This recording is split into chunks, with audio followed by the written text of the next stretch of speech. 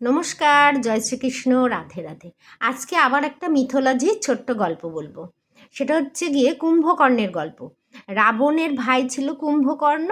তো কুম্ভকর্ণ তো জানেন 6 মাস ঘুমোতো আর 6 মাস জেগে থাকতো।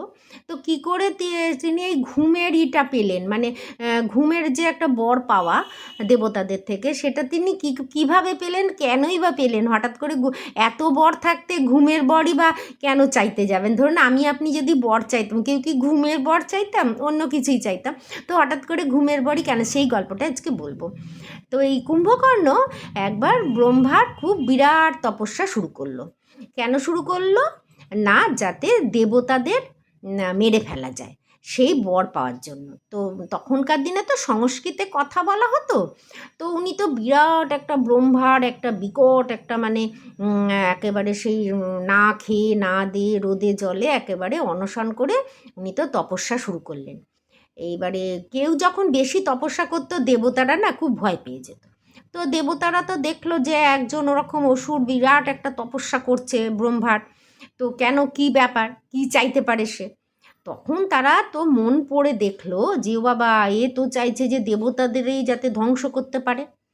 তো তখন তারা কি করে, তখন তো তারা নিজেদের মধ্যে অনেক আলোচনা শুরু করলো যে কি করা যায়, কি করা যায়। তখন মা সরস্বতী এগিয়ে এলেন, বললেন যে আমি একটা উপায় বার করেছি। তো উনি তো তখন ওনারা বর চাইলে তখন সংস্কৃত ভাষায়, তো উনি বলবেন নির্দেবতী।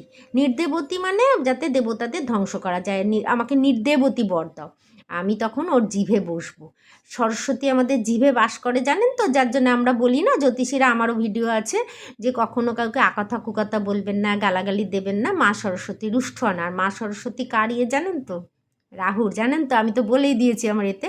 তো তখন কিন্তু ওই গ্রহও কিন্তু আপনার খারাপ হয়ে যাবে। সেই জন্য তো মা সরস্বতী বললেন আমি ওনার জিভে এমনভাবে বসবো যে উনি তোতলা হয়ে যাবেন।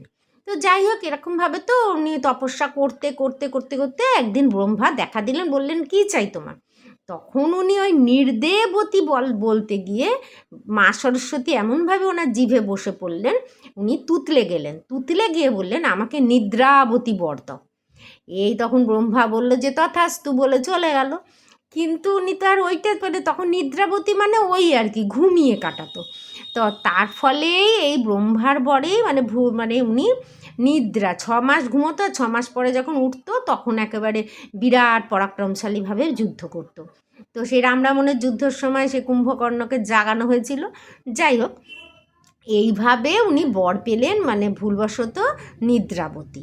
সেই থেকেই উনি 6 মাস ঘুমোতেন। তো এই মিথোলজির গল্পটা আমার মনে হলো আপনাদের সঙ্গে একটু বলি। আমি তো অনেক মিথোলজির গল্প বলি, তার মধ্যে এটা একটা ছোট্ট গল্প ছিল। নমস্কার, জয় শ্রীকৃষ্ণ, রাধে রাধে।